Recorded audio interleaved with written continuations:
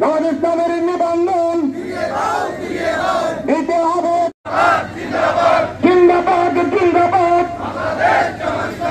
আজকের মিছিলে ইসলামের মিছিলে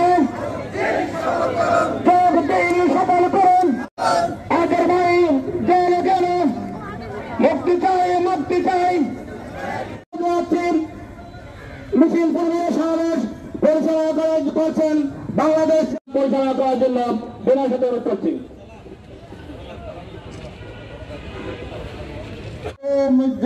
নেতা এটিএম আজহারুল ইসলাম ভাইয়ের মুক্তির দাবিতে বাংলাদেশ জামাত ইসলামের নিবন্ধন বাতিল করেছে। আজকে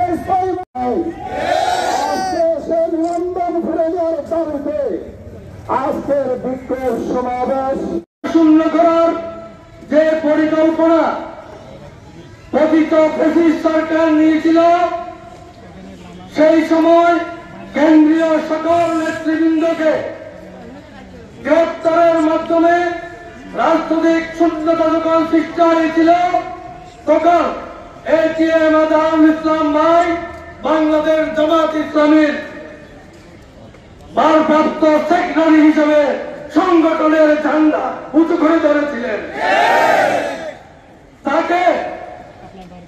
তাকে হত্যা অপচেষ্টা হিসেবে, অপউদ্দিষ্ট হিসেবে, সংগঠনকে নেতৃত্ব শূন্য এবং নিশ্চিহ্ন করার উদ্দেশ্য হিসেবে সেই আওয়ামী ফ্যাসিস্ট সরকার তাকে গ্রেপ্তার করে সেই মানবতা বিরোধী অপরাধের মামলায় আসামি করেছিল।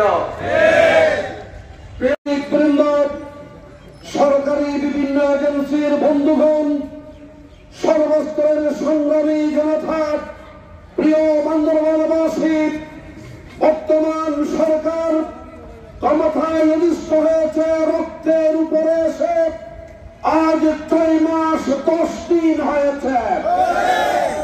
এই সময়ের মধ্যে অন্যান্য দলের ফাঁসির কাছে থাকা লোকজনকে মুক্তি দিয়েছে। 2011 সালের 20 সেপ্টেম্বর কেন্দ্রীয় দপ্তর থেকে বের হয়ে বাসায় যাওয়ার সময় আমার প্রিয় ভাই আজহারুল ইসলামকে গ্রেপ্তার করে পেটুয়া বাহিনী। সেই দিন তারা রিমান্ডের নামে অসহ অত্যাচার করেছে। 2012 সালে মুক্তি দিয়ে বাসায় পাঠিয়ে দীর্ঘ 1 মাস ধরে দলকে পুলিশ দিয়ে ঘেরাও করা রেখেছে। তারপরে ভারতীয় রয়ের এজেন্টের সৃষ্টি করা ট্রাইব্যুনালে মামলা করে আজহার ভাইকে আজ পর্যন্ত ফাঁসির দণ্ড দিয়ে বন্দী করে রাখা হয়েছে। যেই সমস্ত লোকেরা সাক্ষী দিয়েছে, তারা কেউ 7 মাইল দূর থেকে দেখেছে, কেউ 3 মাইল দূর থেকে দেখেছে। এক ভদ্রলোক বলেছে, আমি আজহার সাহেবের ক্লাস ফ্রেন্ড, আমরা যে ডকুমেন্ট জানি আজহার ভাই